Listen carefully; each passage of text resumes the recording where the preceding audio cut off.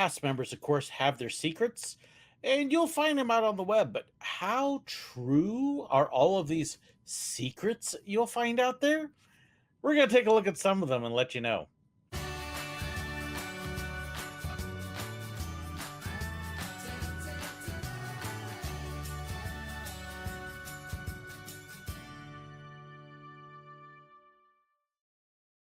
I had somebody send me a link to an online article a few days ago called The Perspective 59 Facts About the Most Magical Place on Earth.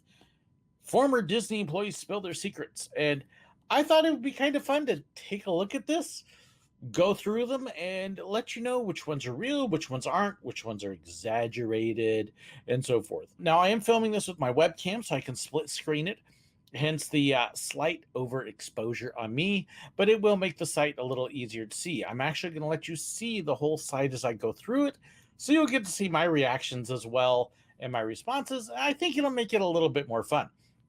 So, are you ready to jump in? I am. Let's go for this crazy thing here. Here it is. Former Disney employees spill their secrets. And number one, yes, there is a secret hotel suite in Cinderella's castle. Yep, it was built for the Year of a Million Dreams as one of the prizes. You cannot buy it. You can't rent your way into it. It is still a special prize, and I don't believe it gets used very often anymore. But during the Year of a Million Dreams, every single night, some lucky family got to stay there and get locked up overnight because they couldn't stay in the park. 59 employees are referred to as cast members. Yep. No big surprise there. 58. You'll have to graduate from Disney University. Okay, that's a fancy way to put it. Everybody goes through an orientation class called Traditions that is typically held at Disney University. It's not a university class. It's not a college level class or anything like that. It's orientation, and depending upon who's running things, when I was there, it was a full day. Sometimes it's a half day. In the past, it used to be a week. And then you'll get more training, some of it there for your job, depending upon what you're doing. So they make it sound like it's a big, huge college thing. No, it's just training. That's all. Feast for all the senses. Have you ever noticed that certain parts of the park have unique smells? Yes, the smellerizers are very true. You'll especially notice it on Main Street, where you'll actually smell the foods, the candy shop. If you go by a popcorn cart, there is a little smellerizer on top of those that blows out the popcorn smell that smells so good. Yes, they will definitely do this to help enhance the experience at times. And then you will occasionally notice that there are times when they're not working because it doesn't smell quite the same, especially down in the utilidors. Yeah, it smells down there, but that's a different thing entirely. There's a popularity hierarchy. Thousands of cast members, many of which are face characters that play. Let's see, actually real people. Face performers think that they're on Broadway and demand respect. Okay, there is a small group of face character performers that do tend to kind of think that they're just mucky mucks, but not all of them. Actually, the ones that we would really run into that attitude was the equity performers, the ones who performed the characters and stuff on the stage shows. Those were the ones I noticed that wouldn't talk to anybody else because they were. Now, again, not everybody is like that, but yes, the other thing too, though, is when you've got such huge numbers of employees, it can't help but become a little cliquish. You stick to socializing with the people that you know, that you work with, that you are associated with all day, and so sometimes it looks like attitude when actually it's just you're hanging around people that you know. But yes, there are definitely a few that I'm a face character. Park is completely free of litter. Well, if you've been seeing pictures coming out lately with their labor shortage, that's not true. But they are very meticulous normally about picking up trash. There's this thing called the Disney Scoop that they tell you in Traditions that everybody picks up trash, and they teach you how to squat down as you walk and pick it up properly so you don't injure your back. Yes, everybody cleans up trash, including the park presidents and vice presidents, and I have seen them do this. So, yep, everybody does it, and not as often as they should. Like now, they're having hard times. Let's see. Playing a face character is serious business. When Cinderella or Sleeping Beauty are posing for pictures, it's natural for anyone to assume they would do so in character, but they have to remain character for the entire time with okay, no. Entire time with the park? Okay. You have to stay in character every second you're in front of guests. Yes. The entire time you're at the park would include the time that you are on break and backstage. No. Uh, just when you were in front of the guests. That's because you are the character. As soon as you step from the backstage areas, the behind the scenes areas out, as soon as a guest might possibly be able to see you, you're in character, and you have to stay in that character all the way up until you know for a fact that a guest cannot see you, and that's how it works. Now, if you're in a meet and greet room, you would have pauses in between guests where there wouldn't be anybody there sometimes, and then you slip out of character and talk. But yep, anytime a guest, absolutely in character. And it's not just the characters. This is everybody who works at the park because you are all on stage performing. That's part of that cast member term. So, yep, that's very, very true. Golden rule for all costume characters. Two kinds of characters, face and fur.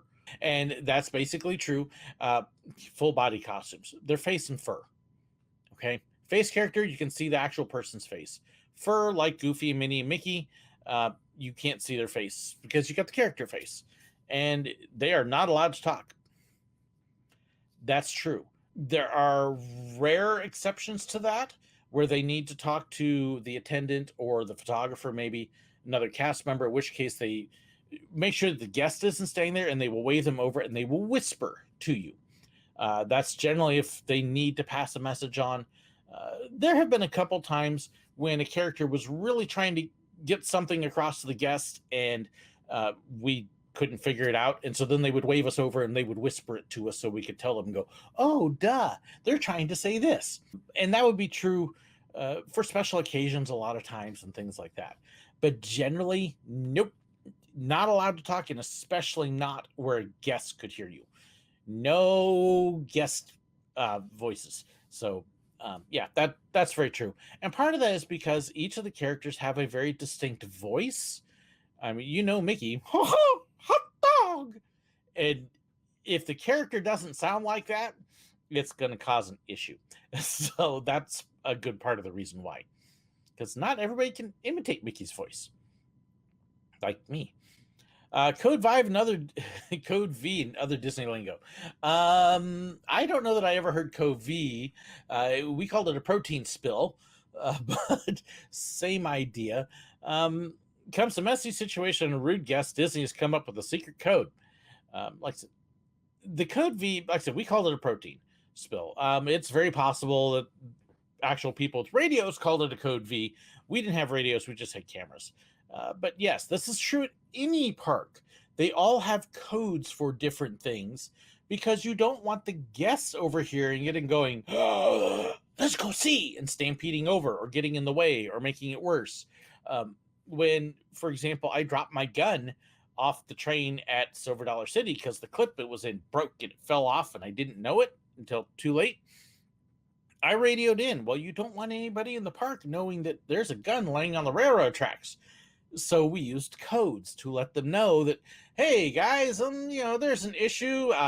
My weapon has decided to go 10-8 over by fire in the hole. Those are not the codes I use, by the way. But yes, that's very true. There's things you don't want the guests to know because it ruins the magic, and so you use codes. You don't get caught doing wrong. There's a place known as Disney Jail. I have never seen it. I have heard about it. It's not a jail.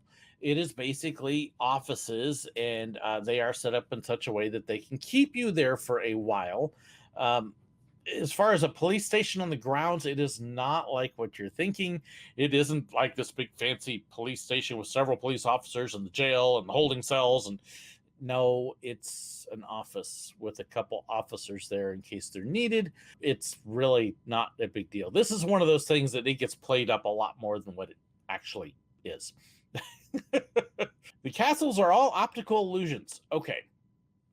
There is this whole deal that they use when it comes to creating not just the castles, but Main Street and a lot of the buildings. where basically the bottom floor is life size, and then as you go up higher, they shrink it so it looks taller than it is. Force perspective. There you go. I knew I was going to think of it. Disney uses it all over the parks. So do a lot of other places. But it makes that castle, which is just shy of 200 feet tall. I think it's like 198. It makes it look like it's 400 feet tall just because of the way they do it. So it's really a neat trick, and it's used all over the Disney parks. They're famous for it. Secret sound of the horses. Oh, yes, yes. There's a secret behind those trotting horses. They have special horseshoes. Yes, they do. They are made, they're not metal horseshoes because of what they walk on. It is actually a polycarbonate, I think, if I remember right, a polyurethane. It says right there on the deal. They're designed for two different things. One, the horseshoes are designed to provide a cushion for the horses. And then two, they are designed to actually make a little bit more noise to accent it. And I've actually talked to a couple of the people. They actually create the horseshoes there. They shoe the horses there. But what's really neat is if you're in the break room under Main Street, you can actually hear them going over your head. They're that loud. But it's kind of a neat thing, and it's a way to help keep the horses safe and comfortable too as they pull those heavy trolleys. Kitty helpers who roam the park. They let out a couple hundred cats at night. Okay. So this is a Disneyland thing. I'm sure there are a handful of stray cats at Walt Disney World, but you don't see them. I think in all the years I was there, I had one pointed out to me. They don't capture them every day and hold them and then let them out at night. They're feral. They're wild cats. They go where they go. They don't have a housing for them or anything like that.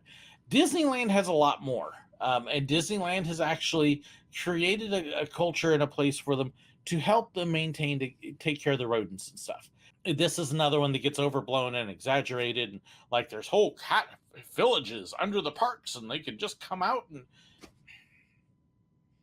Nope. They don't. They do tend to spay and neuter all of them when they can catch them. So that way the population doesn't get out of hand. And they do try to help make sure they keep certain rodent populations down and stuff. But no, this is not the huge thing that so many make it out to be. Never ask for an autograph. Probably lose your cool if you came into contact with a celebrity, especially if they want to take a photo with you. Cast members need to know how to stay in character. Okay. Yes. Asking for a photo or autograph from a celeb will get you fired. Yep. If there is a celebrity, somebody famous, something like that, you don't do it. No selfies. You don't let your cell phone be seen on stage. That was an instant termination. Fired on the spot. Same thing if there's a celebrity there and you did more than a hi, how are you? Oh, good to see you. Or you could get away with if you were backstage, not in front of guests, you get away with a really quick, hey, I just want to say I love your stuff. Thanks so much for being here. That and out. No more than that. If you did anything that impeded them, slowed them down, got in their way, if you fawned over them, bye-bye. That was very much reinforced. Now, occasionally, they would make moments where they would stop cast members and they would take pictures and stuff. Now, on the other hand, you could ask a regular guest for their autograph. And I did know a couple of photographers that would actually carry autograph books, and they love to ask guests for autographs or in costumes, especially the kids that were dressed up. They'd get autographs from them. That was really cool. But nope, no celebs. Okay. Don't think all the hard work is over once you've landed the job. Not the easiest to hold on to. Any job has rules and regulations and things that you are allowed to do and not do. So that's true. One of the princes got caught making out with Flynn Rider. There's all these wild stories and rumors of the parties backstage and stuff. I never, ever, once, ever saw two cast members making out. Ever. Not even, I knew some characters that were married, and the most I saw from them was holding hands. So this is just, I'm honestly overblown. They got the sack for smooching another employee in park grounds. Don't believe it for a second.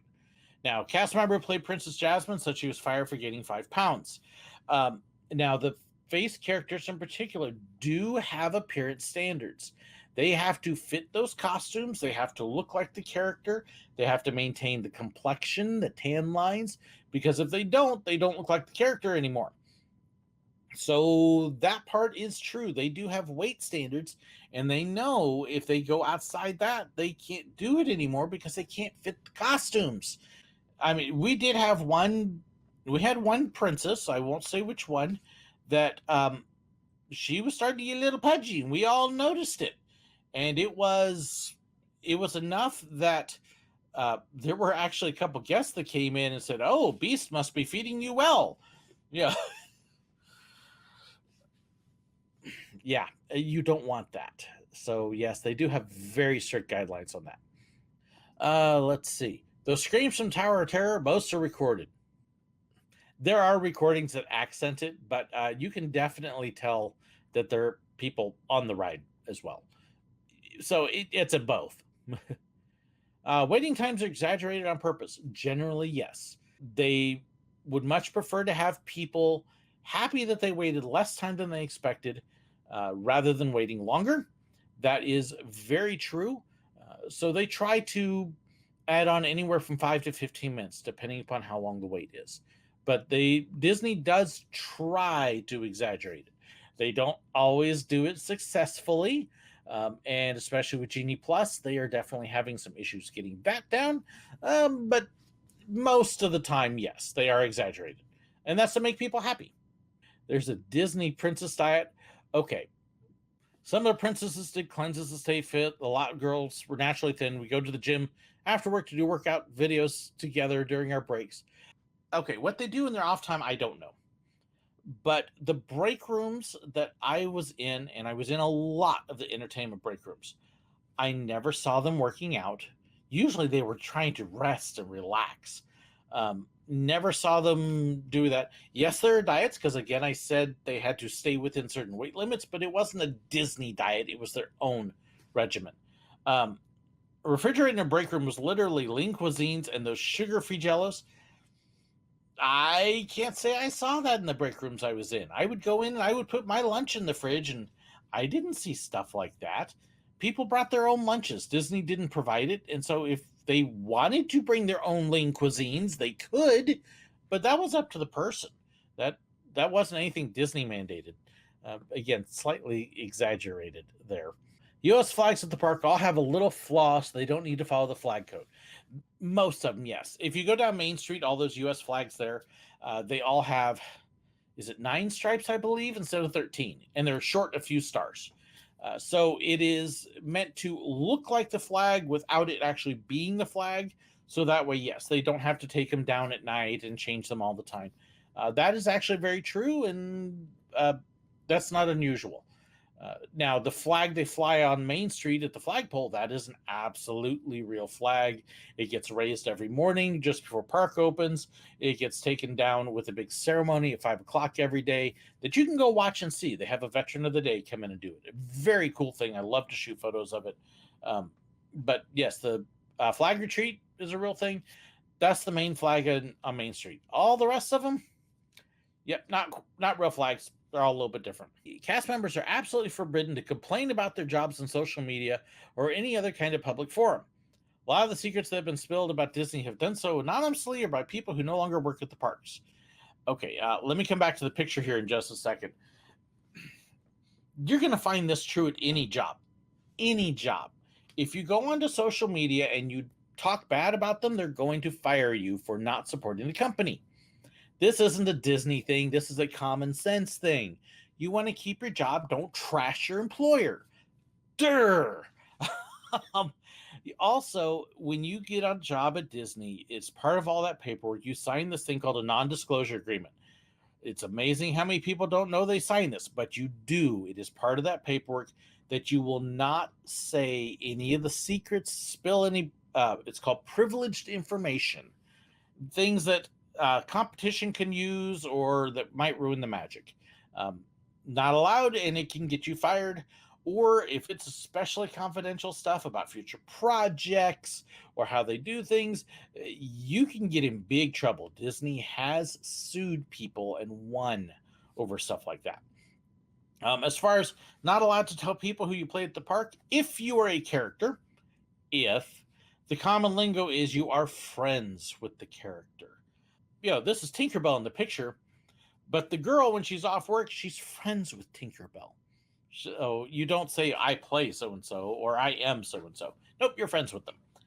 And it's just a way to help differentiate your personality in life from theirs. That's all. There are 40 more of these to go through, and that's going to make a really, really, really long video. So I'm going to split this up into 3 parts. So that's the end of part 1. If you want to see more, come back for the others. This is actually really fun, and I hope you're enjoying it. So be sure to look for the next part. Don't forget to hit that like button, share, and subscribe. Check the description. And thank you to my financial supporters, my patrons out there who help make this possible. And thank you so much for watching. God bless. So I had somebody send me a link a few. Turn off Discord because Discord is a pain in the butt. Yeah, shut up, Discord. Okay. Blooper.